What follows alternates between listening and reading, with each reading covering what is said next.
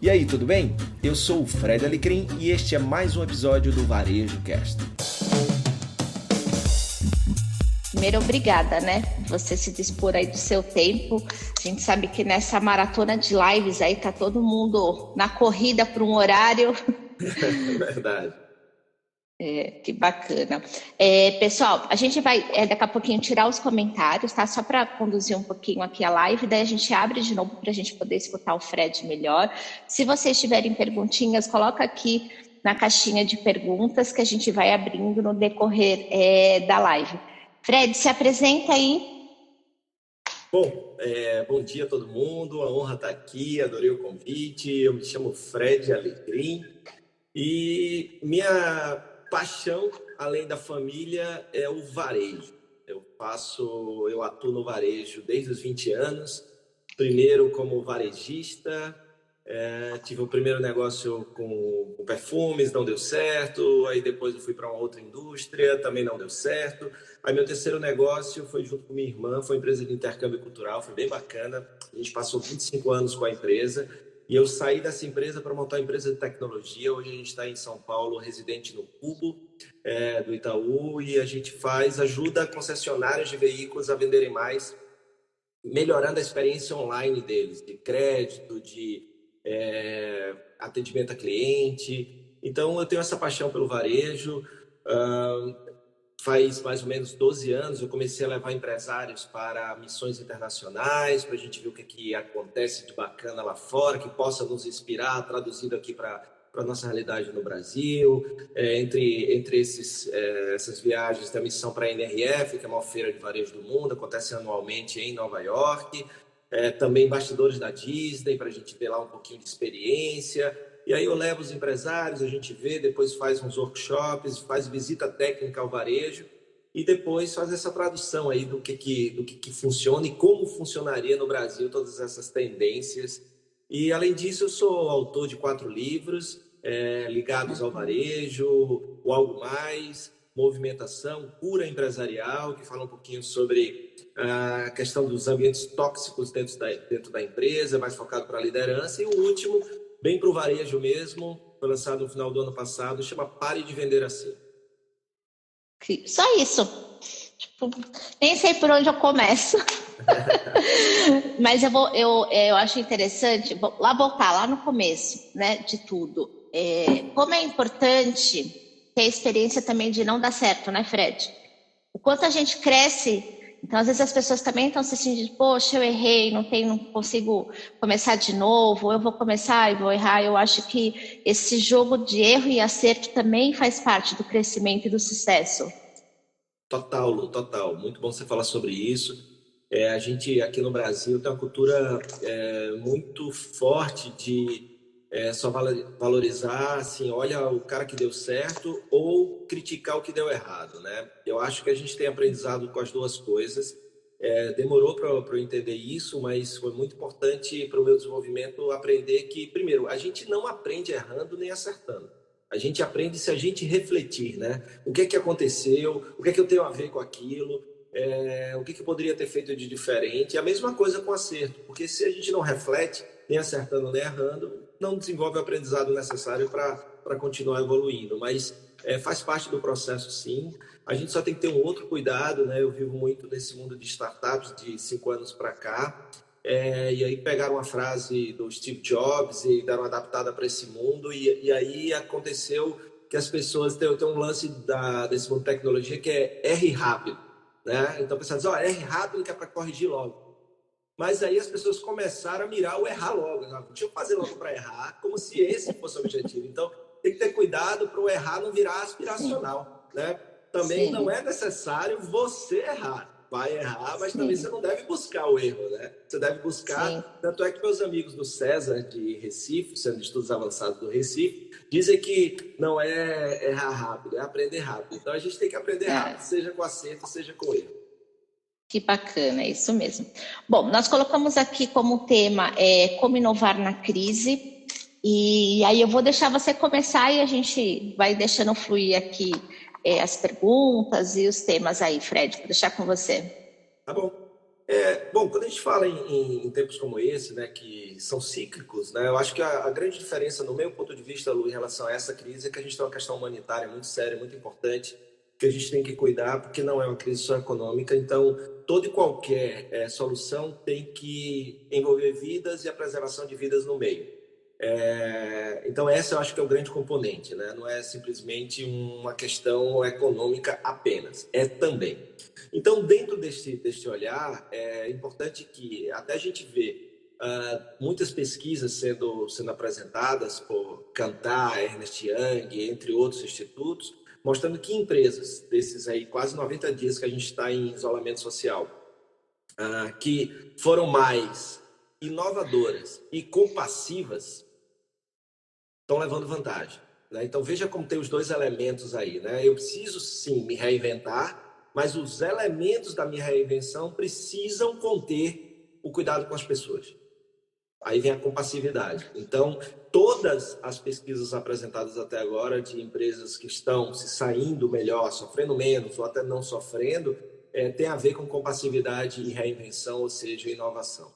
Então, eu acho que esses dois elementos são importantes e tem que estar andando lado a lado. Por isso que eu sempre falo no meu livro Pare de Vender Assim, junto com o meu coautor, o Kiko, que é um querido amigo, que o grande legado para quem tem negócio, para profissionais, né, é a gente sair de um mundo do ou para o i. Né? Então, eu saio de uma visão binária, ou eu faço isso, ou eu faço isso, para não, dá sim para inovar enquanto eu cuido das pessoas, dá sim para ganhar dinheiro enquanto a gente faz bem para o mundo.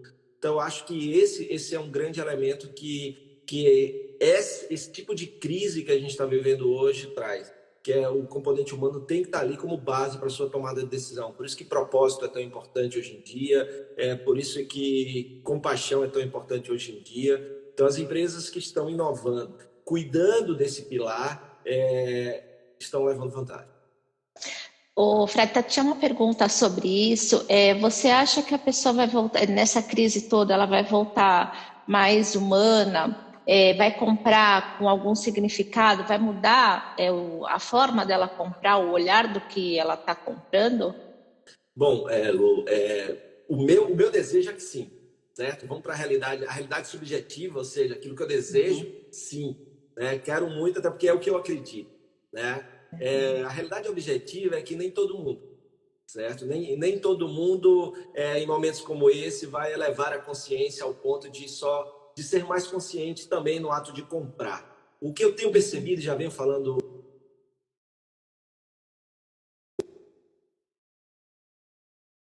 uma curva de crescimento, principalmente essa nova geração que está trazendo mais consciência para o mercado, de busca pela compra consciente.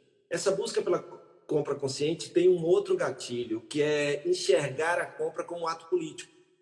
Então, não é comprar por comprar. Na hora que eu escolho uma marca, politicamente eu estou dizendo que eu concordo com o que aquela marca é, né? Porque uma marca não é só o seu produto, mas como ela produz, o que ela produz, como ela cuida das pessoas que produzem o que ela produz, né? Por isso que já há um tempo no varejo se fala que cuidado, não é mais só o que você vende, é também o que você defende, né? Suas bandeiras, suas causas. E uma coisa que eu acredito é que cada vez mais, principalmente agora, a gente já tem pesquisas que mostram que quando qualidade e preço são similares, as empresas com propósito e que comunicam bem esse propósito levam vantagens na escolha. Mas a tendência é que, com o passar do tempo, as pessoas optem por coisas, se tiver com orçamento tranquilo, por coisas que, mesmo tendo um valor mais alto, se for com mais propósito, com mais sentido, mais significado, vai fazer sentido para essas pessoas pagarem um pouco mais. Então, é uma tendência.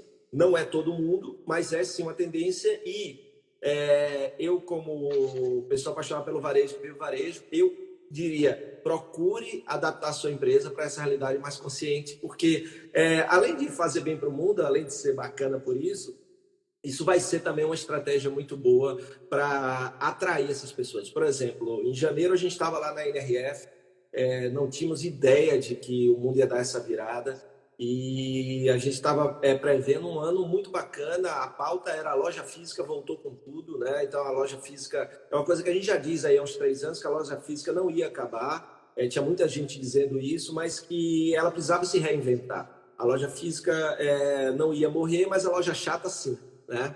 E aí tem várias comprovações disso. Só que aí depois a gente sai lá daquele cenário de um monte de palestra e vai andar nas ruas. E aí percebi que no nosso grupo, que tinham pessoas de vários, empresários de vários perfis, que eles de vez em quando paravam numa vitrine ou outra. E alguns deles paravam na vitrine, de tipo da Everlane, por exemplo, que é uma marca de moda feminina. E lá na Everlane tinha o quê? Tinha um statement, a declaração da marca, aquilo que ela acredita, o que é que ela defende, transparência radical no modo de produção, nos custos e tal. Então, aquela pessoa que não conhecia aquela marca foi atraída por algo que vai além do produto, certo? Então, eu tenho dois elementos aí, o meu propósito e a comunicação do meu propósito. E eu tenho o terceiro elemento, o walk the talk. Você tem que fazer aquilo que você faz, não pode ser só marketing.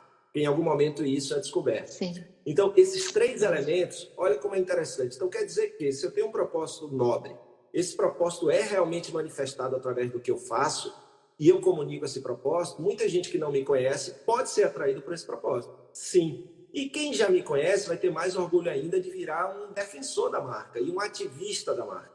Então, o propósito passa a ser um atrativo de novos clientes e um transformador de clientes em ativistas, né? Ou seja, é muito poderoso, desde que verdadeiro e nobre. Sim, eu até tinha colocado aqui sobre a NF o que mudou, se vai mudar alguma coisa, ou o que aconteceu lá já eram sinais dessa mudança. A gente já, por exemplo, eu fiz uma postagem recente no meu perfil do Instagram falando porque algumas pessoas estavam me questionando nessa época de pandemia e algumas pessoas acreditam que a pandemia acelerou o futuro. Eu respeito a opinião, mas discordo. Eu acho que ela pode ter acelerado alguns fatores, mas para o mundo dos negócios, ela muito mais acelerou o passado. A gente vivia num presente com mentalidade de gestão do passado. Muitas coisas que a gente já deveria ter implementado nas nossas empresas foram sendo deixadas para frente porque não havia uma necessidade, né, latente. Quando vem a pandemia, de uma hora para outra as pessoas começam a pensar: nossa, eu devia ter delivery, nossa, eu devia ter e-commerce, nossa, eu devia estar no celular das pessoas. E tudo isso eu mostrei na minha postagem desde 2010. Eu coloquei lá na postagem quais foram as principais temáticas da NRF ano a ano. Então tinha lá omnichannel, tinha mobile, tinha e-commerce, tinha experiência, tudo aquilo que a gente hoje está tendo que fazer em toque de caixa, né? Mas já estava lá, né? Já estava lá. Então, assim, eu acho que é muito mais uma aceleração do que a gente devia ter feito para a gente chegar no presente que a gente deveria estar, certo? Sim. Então, a gente deveria estar com transformação digital, com experiência, deveria ter isso já. E como meu amigo na expressão de falar, mas um cara que eu admiro muito, Silvio Meira, diz, é o fim da gambiarra digital, né? Então, parar com as gambiarras e realmente fazer pequeno, mas fazer bem feito. Voltando no tema anterior, eu vejo que você fala muito sobre inclusão e diversidades para a marca. Eu queria que você falasse um pouquinho sobre isso. Outra questão interessante. E aí, juntando essa pergunta com a anterior da NRF, uma das palestras que eu mais gostei lá foi da CEO da Universal Standard. A Universal Standard é uma marca de moda feminina inclusiva que trabalha a diversidade para ser inclusiva. A diversidade ela é fundamental porque através da diversidade você consegue que as soluções que você encontra para o seu negócio sejam inclusivas, ou seja, elas conseguem abraçar o maior número de pessoas, logo ter mais impacto, logo também poder te gerar mais retorno. E aí a CEO estava falando sobre isso, né? Por exemplo, as modas, as marcas de moda feminina deixam de ganhar muito dinheiro por focar em apenas 30% da população americana, que é aquela população de mulheres ditas padrão, né? Ditas padrão. Só que, na verdade, o padrão são as outras 70%, que muitas vezes as marcas não querem ter em suas propagandas, em sua comunicação, por vários motivos, né? E aí você deixa de, além de ser humano, deixa de ser estratégico do ponto de vista de, poxa, isso também é bom para os negócios, aquela visão e não ou. E aí é muito importante, porque pensa o seguinte: se eu tenho um sócio, homem também, branco também, e nós dois estamos pensando uma solução para o nosso negócio que seja mais abrangente, que a gente consiga ou ter mais margem, ou ganhar mais dinheiro, ou impactar mais positivamente no mundo, são dois homens brancos com viés de dois homens brancos, certo? Ponto. Se eu quero ter mais amplitude, ser mais inclusivo e alcançar mais pessoas, ou seja, a minha solução gerar muito mais resultado para mais gente, eu preciso ter diversidade para encontrar a solução do problema. Então, eu preciso chamar pessoas de outras raças, de outras crenças, de outras formações. A minha formação é administração de empresas, eu chamo um de comunicação, chamo outro de engenharia civil. Eu sou o diretor da empresa, chamo o vendedor da empresa, ou seja, de outras hierarquias dentro da empresa.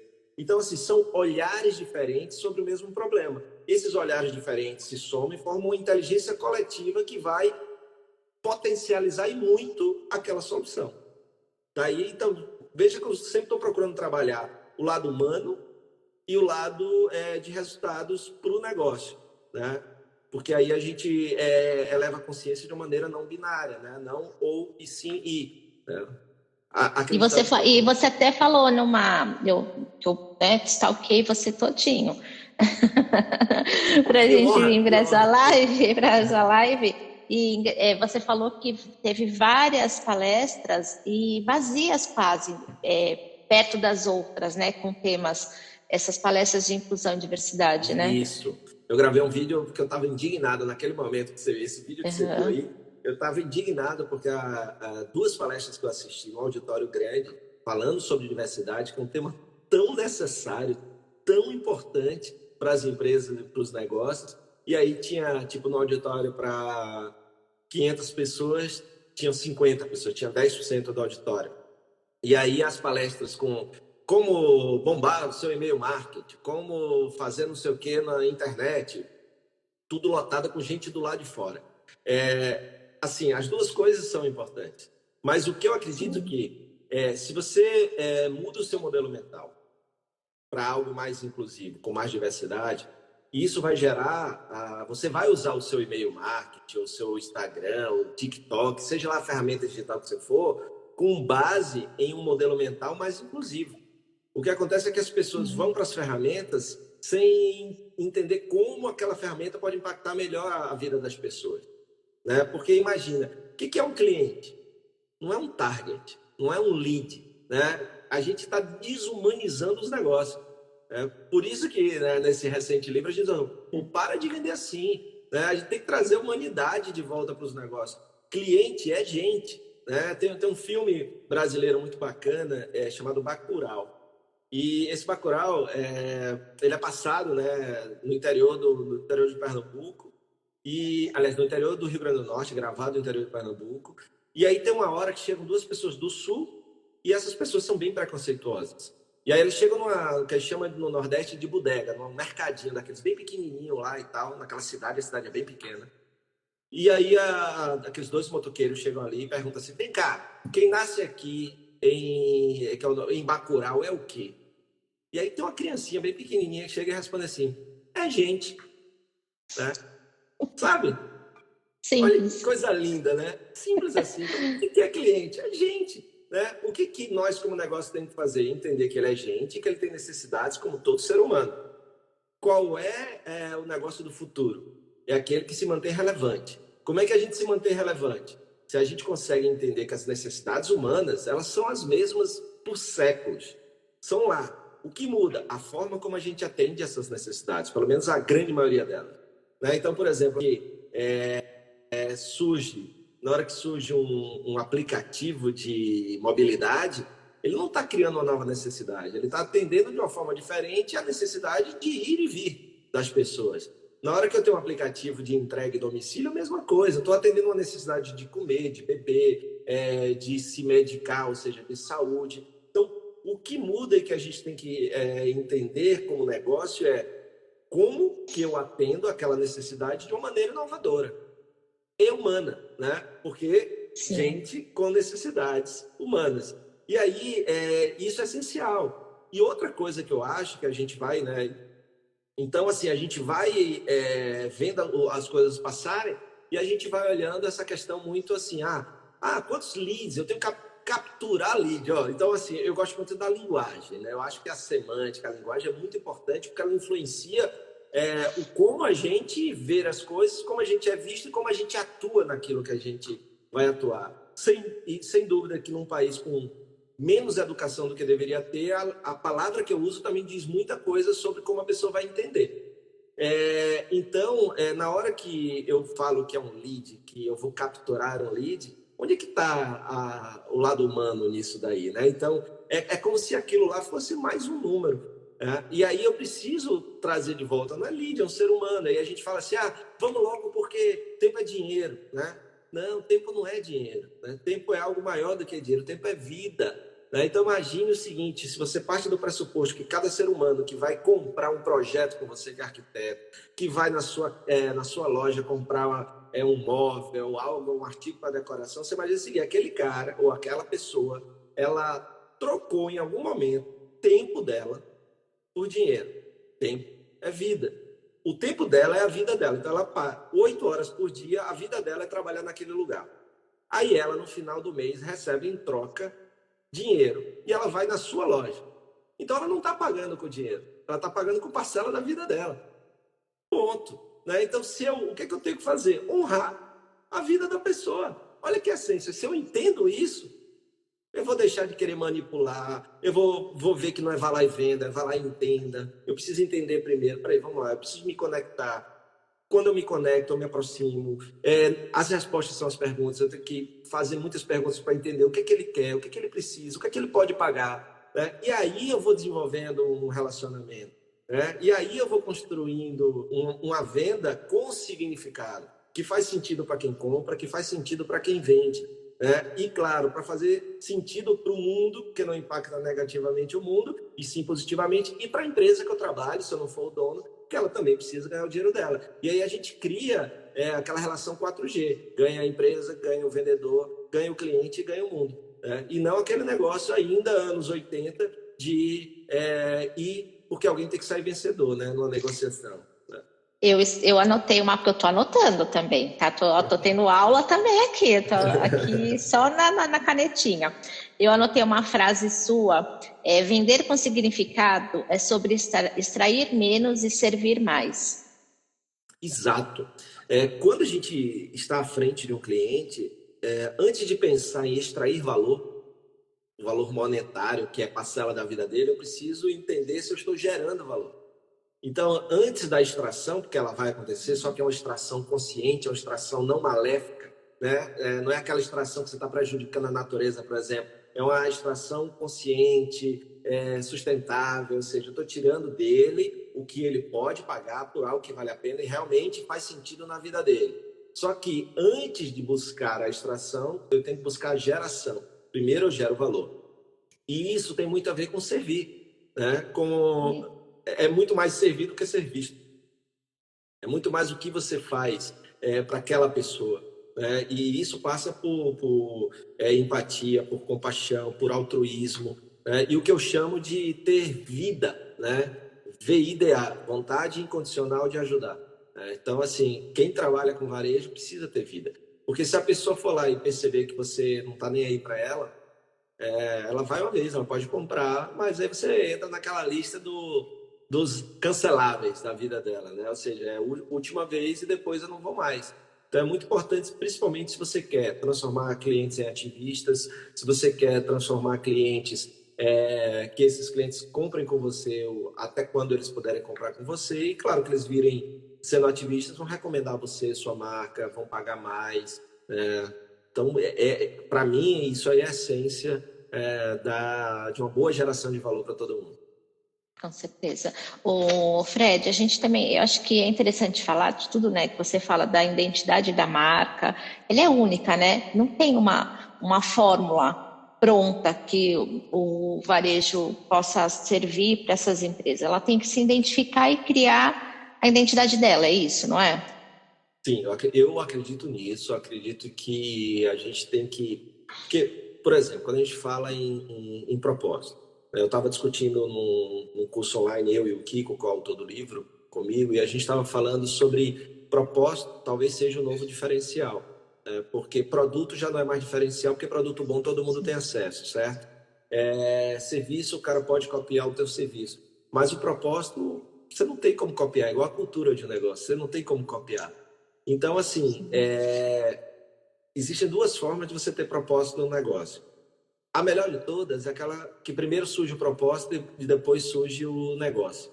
Tipo, Greystone Bakery, em Nova York. Né? Então, primeiro surgiu o propósito, ajudar pessoas, moradores de rua, ex-detentos, a voltarem a ter uma vida digna. Esse é o propósito. Aí, pô, como é que eu faço isso? Através de um negócio. Como? Aí os caras começaram a fazer brownies. A frase deles a gente não contrata pessoas para fazer brownies, a gente faz brownies para contratar pessoas.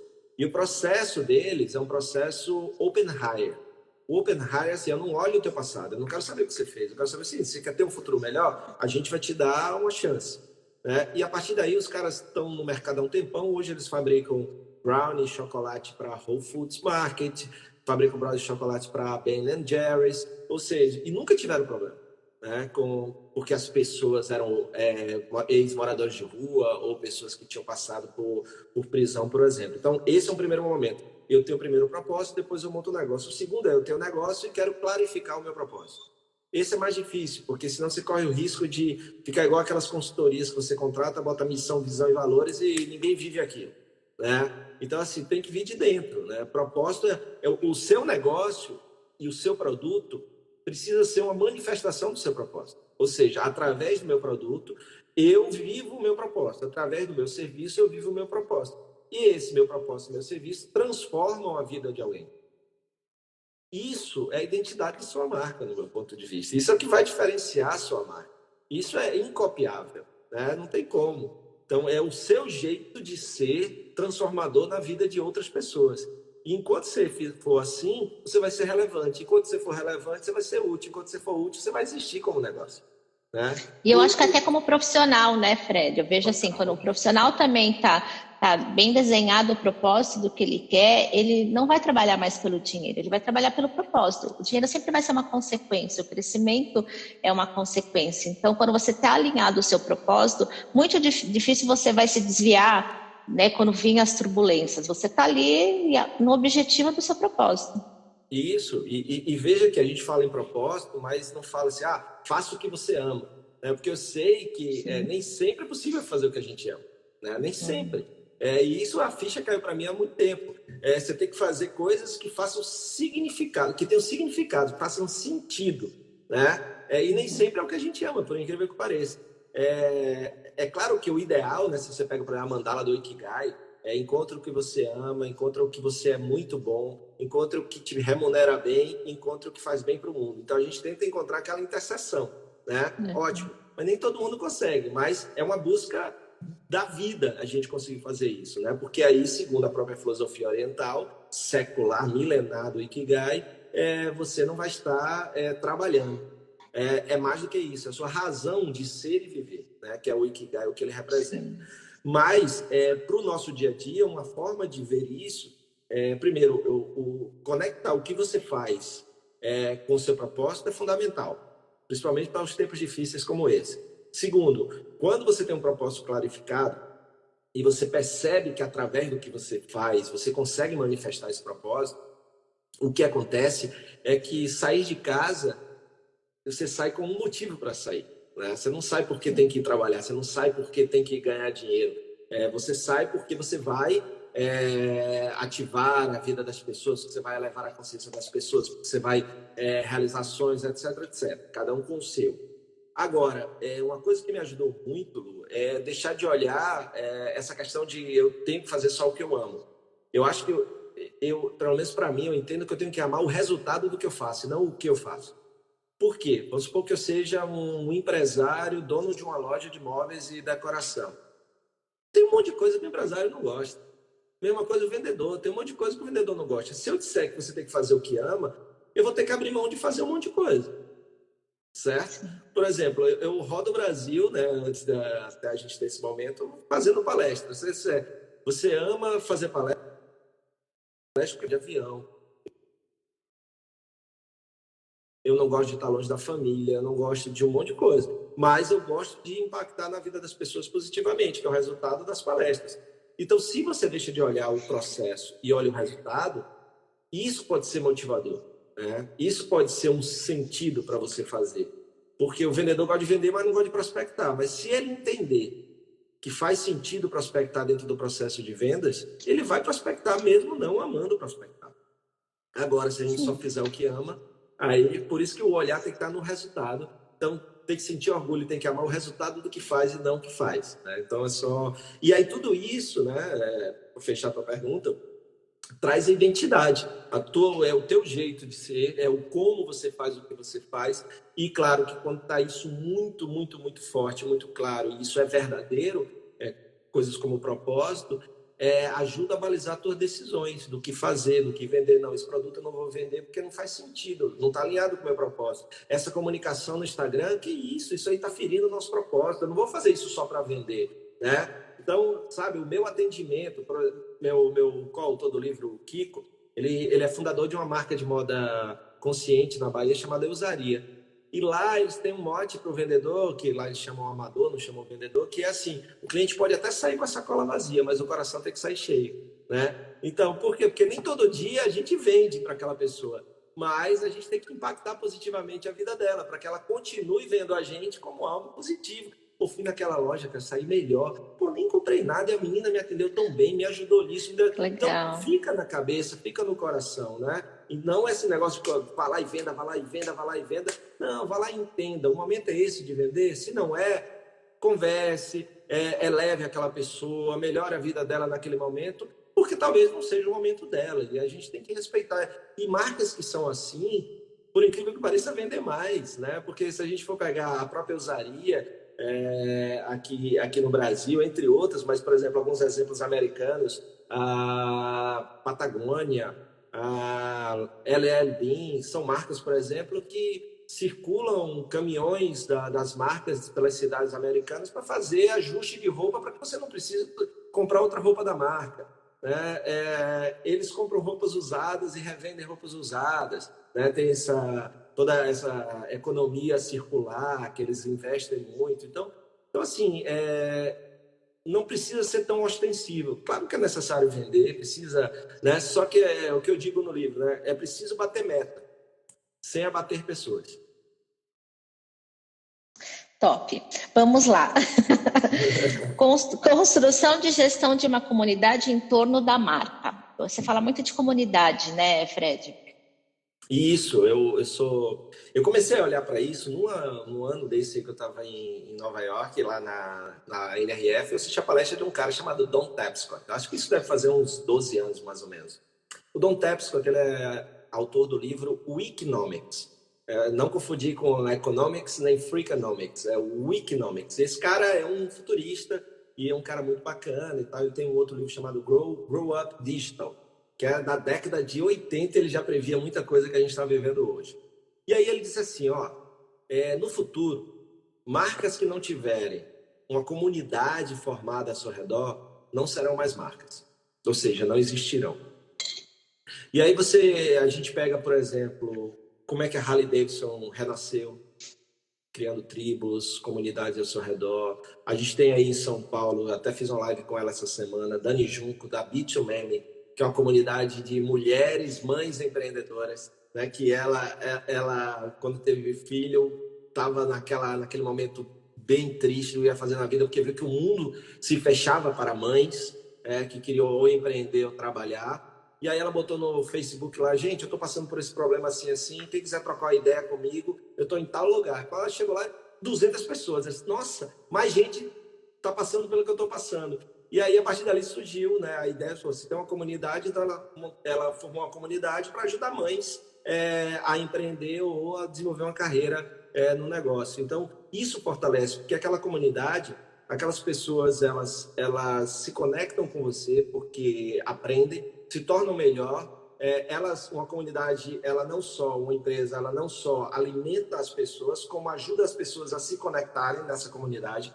Então, a empresa ela não controla, a empresa ela cria e faz um jeito para que as pessoas orbitem, mas a comunidade tem vida própria. As pessoas da comunidade também se relacionam, né? E isso é muito bacana. Por exemplo, você pega a marca Lululemon, que é uma marca canadense, em suas lojas, cada gerente tem autonomia para decidir como ela vai interagir com a comunidade ao seu redor, para criar uma comunidade na comunidade. Então, por exemplo, tem lojas que tem aula de yoga. Todo domingo a loja abre mais cedo e tem aula de yoga gratuita. Então, você forma ali uma comunidade de pessoas que vão para a loja, aí aquelas pessoas começam a se conhecer. Você também tem interesse? Então, a partir da loja, as pessoas se conhecem, formam amizades, desenvolvem laços, etc. Outra coisa, lá eles têm painéis dentro da loja onde professores podem botar os seus cartões em busca de alunos em busca de professores, ou seja, estou fortalecendo a comunidade de quem quer praticar esporte e quem dar aula, como também pessoas podem dizer assim, vou começar a caminhar, não gosto de caminhar sozinho, quem quer caminhar comigo? Então, acaba conectando pessoas, né? Então, essas comunidades fortalecem demais uma marca, seja em tempos difíceis ou não, é muito importante você construir essa comunidade. Um último exemplo disso, eu falei de Harley Davidson, por exemplo, muitas marcas pelo mundo tem um sininho, né? O pessoal no ramo imobiliário, concessionário, tem um sino quando toca, porque é sinal de que ele fez uma venda ou bateu a meta. Então o vendedor vai lá e toca o sino. Na Harley Davidson tem o sino também. Aí a grande diferença é que aquele sino é tocado pelo cliente quando compra a moto. E aí quando o sino toca, começa a tocar Highway to Hell do AC/DC bem alto na loja. Todo mundo que está na loja para de fazer o que está fazendo, se dirige ao cliente para dar boas-vindas à família Harley Davidson. Olha como é diferente. Então, eu estou focando, eu resolvi o meu problema, eu bati minha meta, eu vendi para aquele cliente. O outro está dizendo assim, cara, temos mais um membro para a família. Olha o olhar humano e o olhar só em bater meta, né? Então, assim, qual cliente vai sair mais feliz dali? Qual cliente vai virar ativista da marca? Aquele que vai entrar numa comunidade, né? O outro cliente não está mais nem aí, né? A marca não está mais nem aí. Então, isso é muito importante, a formação dessa comunidade. Que legal. E assim, várias perguntas, porque ontem, na hora que eu fiz o post, eu tenho uma equipe, eu trabalho hoje com varejo também, na parte de visual merchandising e estruturação de lojas, né? E aí a Tânia da minha equipe, Lu, não acredito que você vai ter live com o Fred. E ela falou assim, não, eu tenho algumas perguntas, eu sigo muito ele é uma referência para mim. Opa, que e honra. ela falou assim, isso é uma curiosidade minha, e eu vou abordar ela aqui. Magazine Luiza vem como uma Amazon? Talvez seja a empresa brasileira que mais tem chance de se transformar numa Amazon, numa potência no mercado, e aqui, no meu ponto de vista, está dando os melhores passos em todas as direções. Há muito tempo, né, esses 10, 12 anos que eu vou a Nova York para a NRF, eu sempre vi a Luiza Trajano lá, e aí você se pergunta, como é que essa mulher é CEO de uma grande empresa, por que ela está aqui todo ano assistindo palestra, né? Aí tem o filho dela que entrou com uma visão também muito boa. E eles criaram um ambiente que hoje tornou o que a empresa inovadora, reage rápido ao que está acontecendo no mercado, desenvolveu laboratórios para ter startups dentro, para inovar, mas ao mesmo tempo que ela cuida de tecnologia, ela é premiada como empresa boa para se trabalhar. Teve uma ação muito interessante deles em relação com essa pandemia, com o isolamento social, aumentou muito, infelizmente, a violência contra a mulher. E aí eles fizeram aquela comunicação, criaram dentro do aplicativo um botão de pânico para que as mulheres simulariam que estariam fazendo uma compra e poderiam salvar a vida dela ao clicar num botão. Então você vê, olha como tem sempre esse olhar, ok, é tech e é touch, é tecnologia e é touch, é toque humano. Dá sim para a gente ganhar dinheiro, ser inovador, enquanto faz bem para o mundo, para as pessoas, os seus clientes, ou cada um que entra em contato com a sua marca.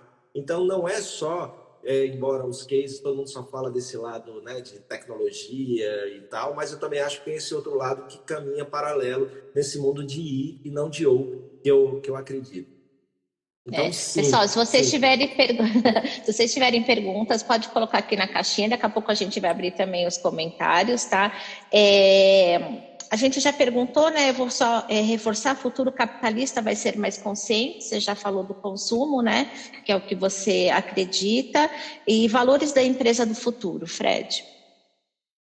Bom, valores mais um dos fatores que colaboram com quem vai querer trabalhar com você, por que vai querer trabalhar com você e o que vai ajudar a clientes se conectarem com você, né? O valor são a base para a manifestação do propósito. Eu tenho um propósito nobre, mas são meus valores que orientam, direcionam os meus comportamentos, ou seja, formam a cultura.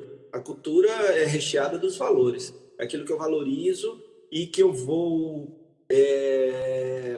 premiar ou reconhecer quem abraça os meus valores dentro da empresa, e vou redirecionar ou até mesmo entender que aquela pessoa não faz parte da empresa porque ela não divide os mesmos valores que a gente. Então, tipo, humanidade, honestidade, transparência, coisas que na hora que você entra na empresa, você precisa ter o que pode fazer com que você não se dê bem numa empresa. Uma dessas coisas exatamente valores muito diferentes, né? Você acreditar em coisas que a empresa não acredita, né? Por exemplo. Então, os valores são muito importantes, agora mais do que nunca, né? Porque se a gente diz assim, vamos supor que uma pessoa que esteja numa condição normal de não ter que aceitar um emprego porque ela precisa, que infelizmente é a maioria no nosso país, mas ela pudesse escolher, né? Então, ela vai escolher empresas que permitam que ela seja ela mesma, ou seja, que ela lá viva os seus valores e que o propósito esteja conectado com o seu propósito de vida, porque aquela empresa vai ser mais uma ferramenta de manifestação do propósito de vida. Ó, e a Tânia tá aqui na live, que eu falei assim: amanhã quero você na live, então. E ela colocou aqui: se o Covid acelerou o passado, qual o futuro do varejo? Excelente pergunta, excelente pergunta. Tânia, primeiro, obrigado pelo carinho, tá? Obrigado pela pergunta. Tânia, eu tava esse ano na NRF e uma pessoa, não me lembro se foi do Starbucks ou do Walmart, disse assim, ó, quem disser que sabe qual o futuro, a pessoa está dando um puta de um chute, porque é difícil você precisar, né? Se a gente for beber no futurismo, existem 9 tipos de futuro, segundo Joseph Boros, né? Que ele tem um conceito de futuro impossível, futuro plausível, futuro desejável, né? O futuro desejável, porque a gente pensa assim em futuro, como vai ser o futuro? E aí alguém diz, se a gente parar de perguntar às pessoas, ou diminuir pelo menos, às pessoas como vai ser o futuro e perguntar como é que você gostaria que fosse o seu futuro, que aí é o que o futurismo fala, em você ser criador do seu futuro, né? Então, tipo, claro que não é garantia, né? Não é papo simples, mas veja bem, eu trabalho com varejo. Como é que eu gostaria que fosse o futuro do varejo? Como é que eu posso agir para que o futuro do varejo seja o mais próximo possível daquele que eu gostaria? Então, vou dizer, o meu olhar do futuro do varejo é que, primeiro, loja física não vai morrer, loja chata sim. Só que a loja física tem que ir além do produto. Por quê? Porque com essa pandemia, o que vai acontecer de legado é que as pessoas perceberam que elas não precisam ir à loja para comprar. Elas podem receber em casa. Então, se o cliente não precisa ir até uma loja, quem tem loja física vai ter que fazer o cara desejar, querer ir. Para ele querer ir, ele não vai só porque ele precisa comprar. Então, a loja vai ter que ter mais elementos que o façam querer sair de casa, apesar da insegurança, apesar do trânsito, apesar de um monte de coisa, e querer estar lá. Então, você precisa investir não mais em vendas por metro quadrado, mas em experiência por metro quadrado, como fala a Rachel Sketchman da Story. Então, é por aí que eu vejo. Falando em digital, o digital é uma realidade. Não acho que vai ficar nesse patamar todo de vendas. Acho que ele está nesse patamar porque é a única forma que a gente tem de comprar. As pessoas adoram o presencial, adoram a experiência. Na hora que elas se sentirem confiantes de novo, elas vão ter experiência naquelas lojas que fizerem sentido, ou seja, que entregarem muito mais do que exposição de produto, certo? Para isso, gente muito boa, curadoria de produtos, exposição, experiência e o on e o off junto, que eu chamo de Onofre. Não a farmácia que vocês têm aí em São Paulo, Onofre, mas on de online, off de offline, gerando reputação e resultado, Onofre. Então, a experiência digital, a sua presença digital, tem que estar unida à sua presença física para que o cliente perceba como uma coisa só, fluida e com o mínimo de atrito possível. Então, desta forma, quando o cliente quiser comprar online ou pesquisar online, ele vai te encontrar muito bem e a experiência vai ser boa. Quando ele quiser ir até a loja, ele vai encontrar ali uma experiência tão boa quanto. Então, é assim que eu vejo o futuro do varejo, mas é apenas o meu olhar. Legal. O Face to Face ele fez uma pergunta. Fred, o que você sugere para incentivar a equipe no retorno pós-pandemia? Ações. Que tipo de ações, né? Primeiro, adorei o Face to Face, né? O cara a cara, eu gosto muito de estar, né? O que está acontecendo? Eu tenho percebido, ontem eu estava conversando com o meu sócio e, por exemplo, nós temos 16 funcionários, uma empresa de tecnologia. As pessoas já tinham uma cultura de trabalhar remotamente, mas o que acontece, que está acontecendo na minha empresa, que está acontecendo em várias empresas, é que as pessoas estão preocupadas, né? Então, aumentou muito a ansiedade, aumentou muito o pânico, aumentou muito sintomas de depressão. Então, a primeira coisa que você pode fazer, não precisa nem esperar voltar, é saber como é que você cuida da sua equipe.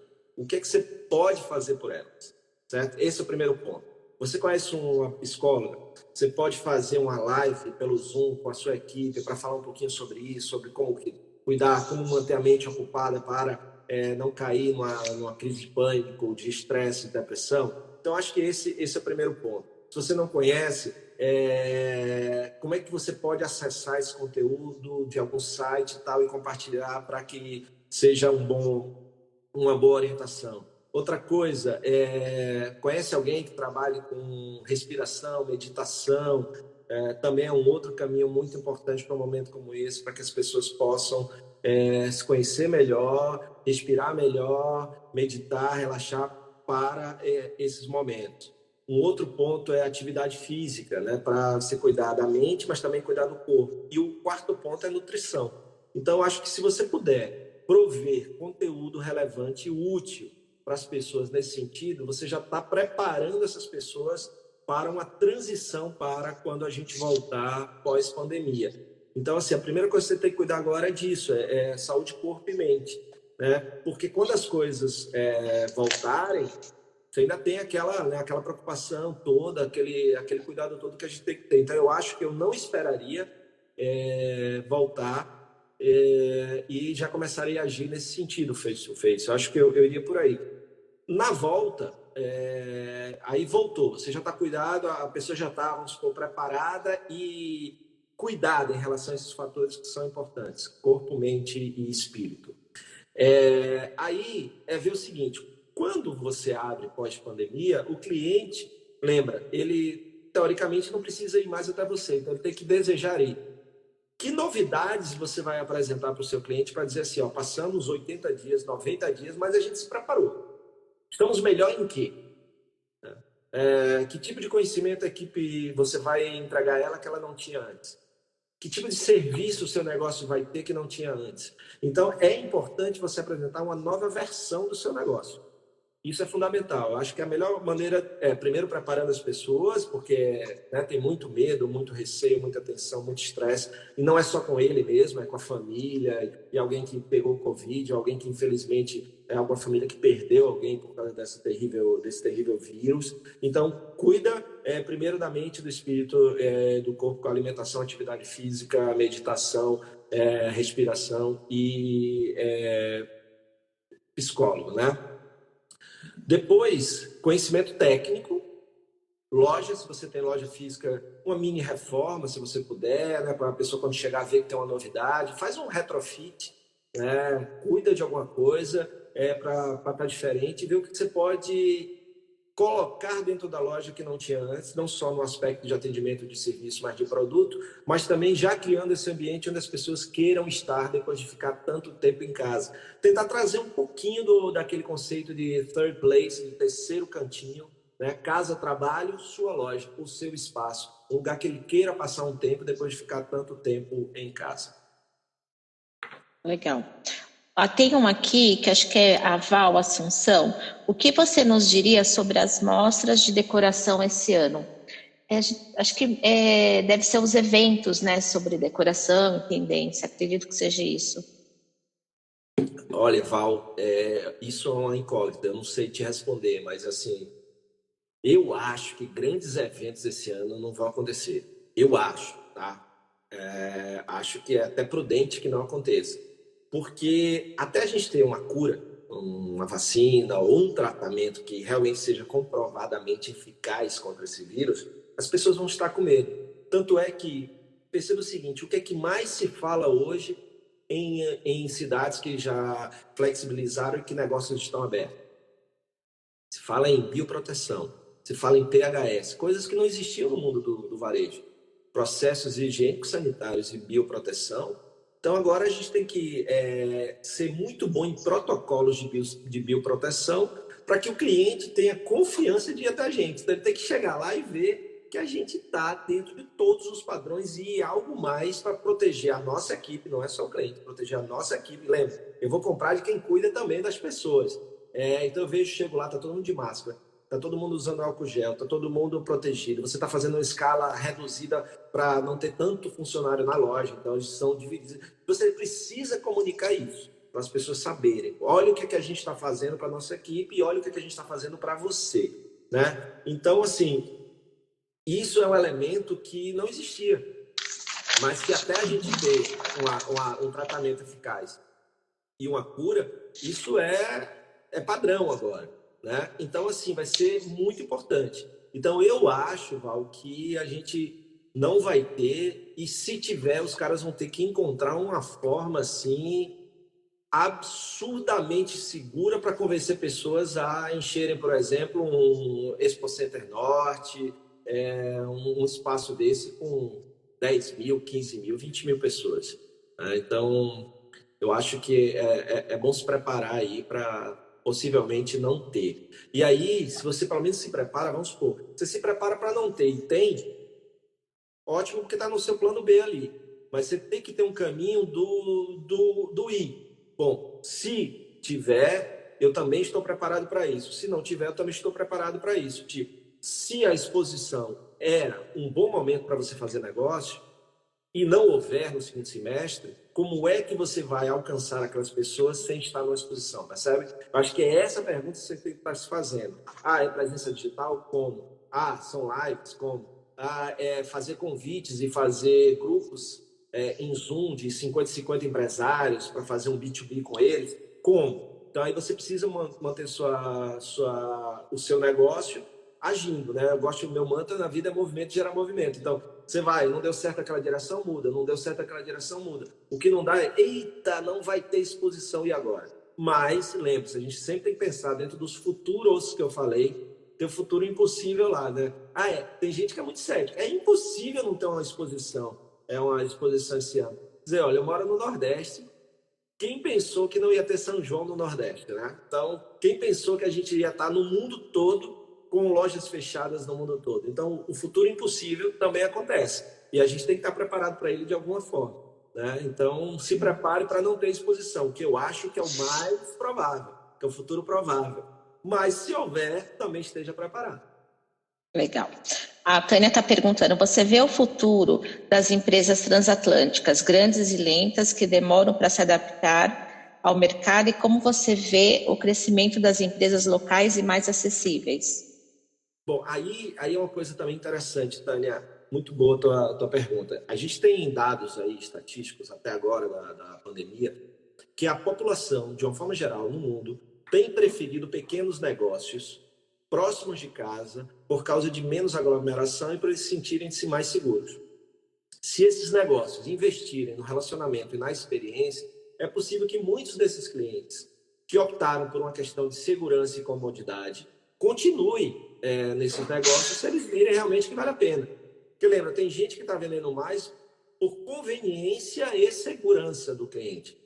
Na hora que isso passar e o elemento de segurança já não fizer mais parte e a comodidade não fizer mais parte, a pessoa ainda vai continuar comprando com você? O que eu posso fazer para aproveitar esse fluxo que está acontecendo agora? Que espaços eu posso aproveitar para continuar vendendo para aquelas pessoas que optaram por mim por uma questão do momento, para que pelo menos uma boa parte dela continue? Então, isso é que tem que estar na mente, porque esta é uma tendência. mas também não é tendência para qualquer negócio que não cuide da experiência, que não cuide da curadoria de produtos e serviços, etc.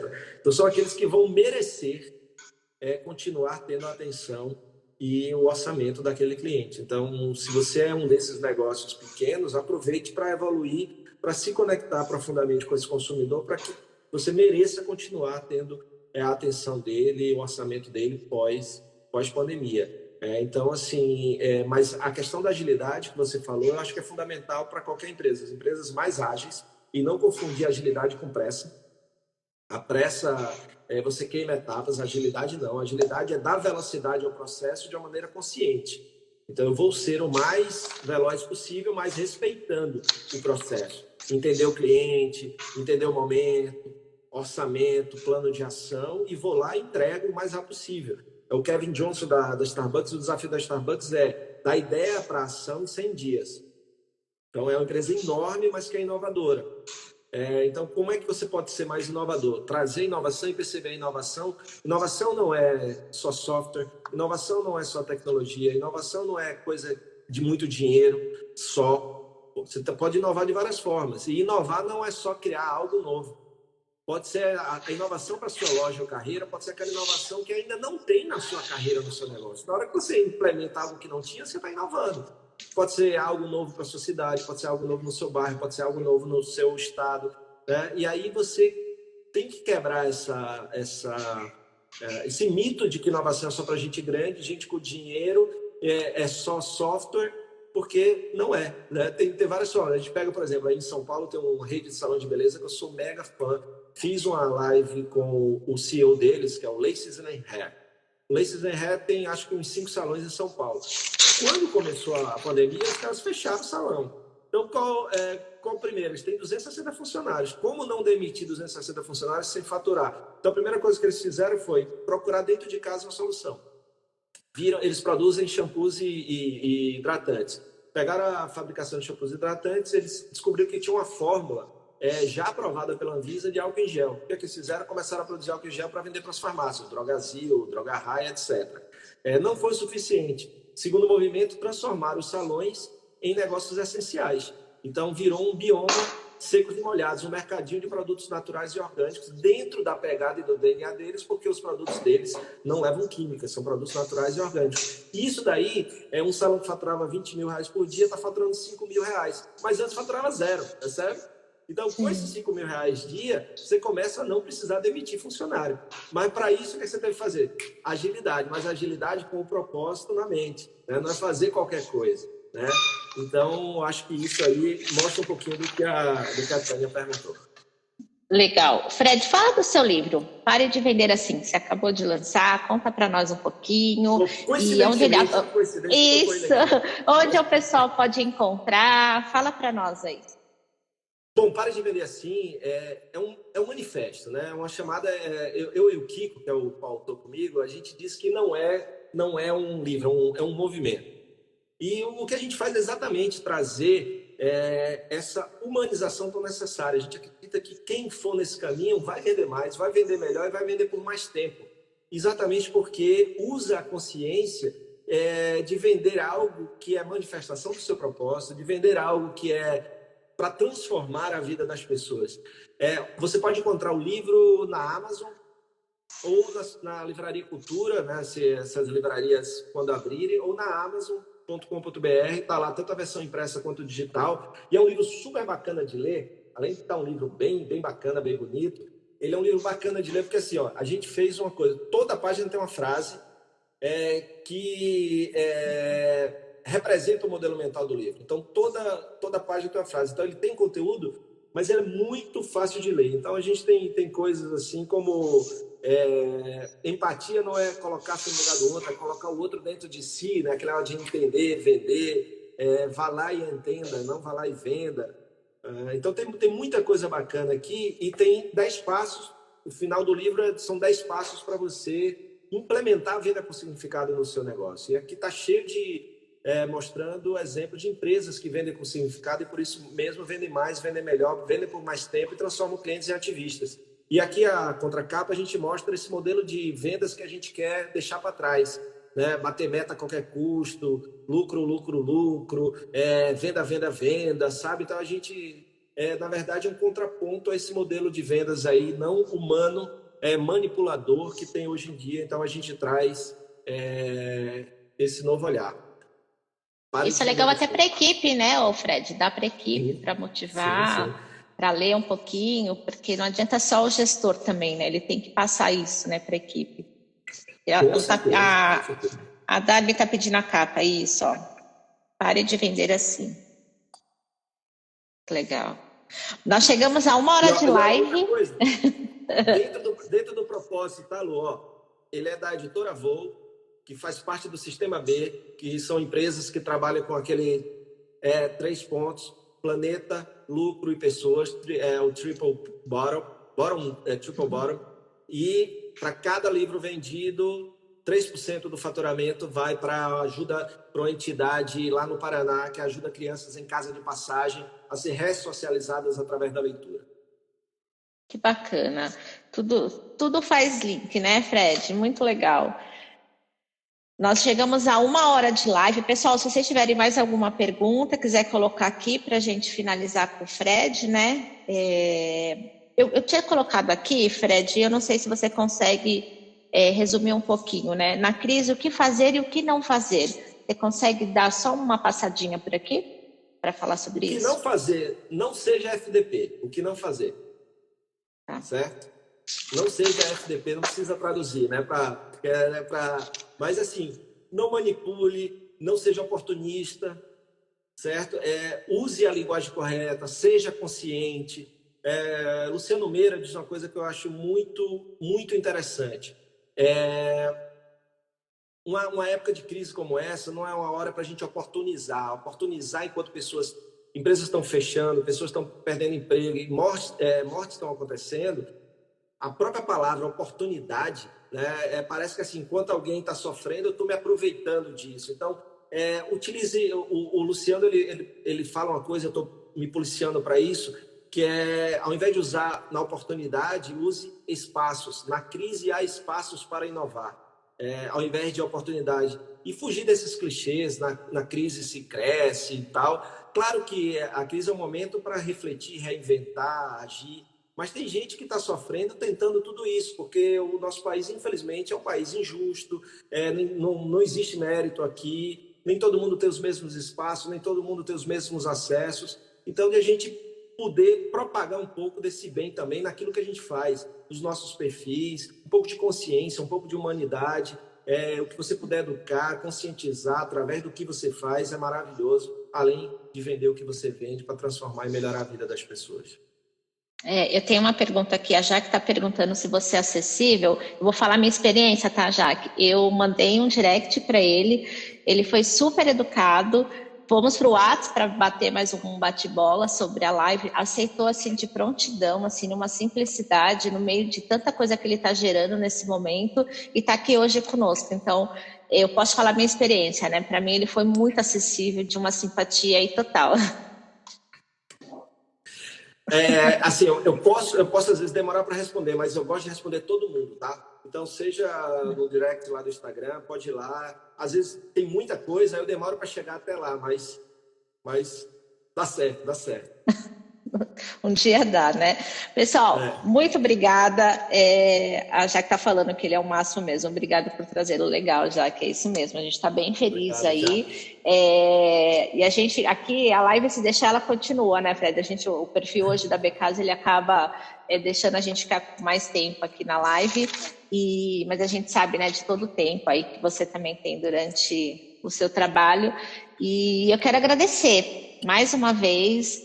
Para a gente é um prazer enorme, né? Esse conteúdo da Becasa para se conectar também com as pessoas, mostrar um pouquinho a opinião de vários especialistas que falam. O nosso foco também é voltado para o varejo, para que ele pegue um pouquinho disso e vá mudando, né, dentro da sua empresa. Como a gente falou, não é uma fórmula, é um ajuste de rota dentro do seu negócio, e você começar a ter uma visão melhor, né, de que tudo possa acontecer. Então, as ideias dessa live são essas daí. Nós voltamos, a gente sempre está nas segundas e quintas-feiras aqui às 9 horas da manhã, com algum especialista, né, falando sobre diversos temas aí. E obrigada, Fred, pelo esse seu tempo aí. Ô, Lu, eu que agradeço. Você é uma querida, adorei, assim, né? Nada por acaso, que adorei essa Uhum. conexão. Obrigado pelo convite, muito honrado. E se você puder, eu adoro pegar as lives, assim, as que eu faço, eu gosto de jogar, salvar e botar no IGTV, porque mais gente pode ver. Como a live Sim, está no teu sim. perfil, se você puder baixar Ah, no rolo do teu celular e depois me mandar no link no sim. Dropbox ou no Google Drive, porque Uhum. aí eu subo também no meu IGTV e a gente amplia para mais gente ter Sim. acesso a esse bate-papo massa. Sim, com certeza. É assim, essas lives elas ficam salvas aqui no canal da Becasa, vai para o canal do YouTube e depois vai em formato de podcast. Então, vocês podem assistir Nossa, depois que com o massa! tempo. Eu tenho Oh, assistido depois de volta as lives, porque às vezes não dá tempo de eu anotar tudo, porque para a gente é sempre um aprendizado, a gente pegar coisas, né, que façam isso. sentido para nós, e eu fico aqui, né, ó o caderno, todo escrito. Eu vou anotando tudo aqui. Eu acho que é momento de. Tem muita coisa bacana sendo passada, né, Fred, nas lives, em Muito, conteúdos aí que o muito. pessoal. Muita gente que às vezes não tinha tanto acesso e a gente está tendo acesso nesses momentos. Eu acho que é importante também você filtrar quem é uma referência para você e seguir a tua trilha. E é o que eu tenho feito e buscado essas pessoas para estar aqui conosco. Ó, o Oh, pessoal te legal. está Então, mas, agradecendo. Tem muitas pessoas aqui dando parabéns pela live. Obrigada, pessoal. Obrigada mesmo aí. muito bom, foi uma turma E boa. que E, legal. Lu, E eu. então, Oi, assim, pode falar. eu pego no teu perfil depois e Sim, reposto eu no te meu, mando. tá? Não, eu te mando, eu Tá, te mando. Eu vou pedir para eles me mandarem um link, eu te mando pelo muito WhatsApp. bom. E depois vou querer um autógrafo do livro.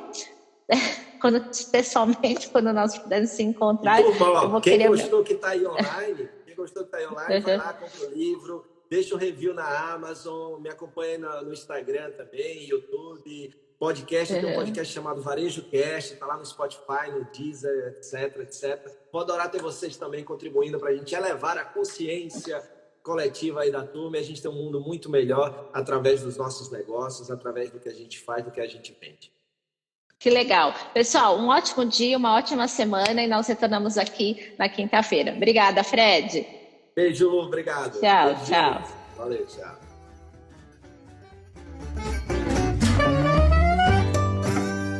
Muito obrigado pela sua companhia em mais um episódio do Varejo Cast e até a próxima.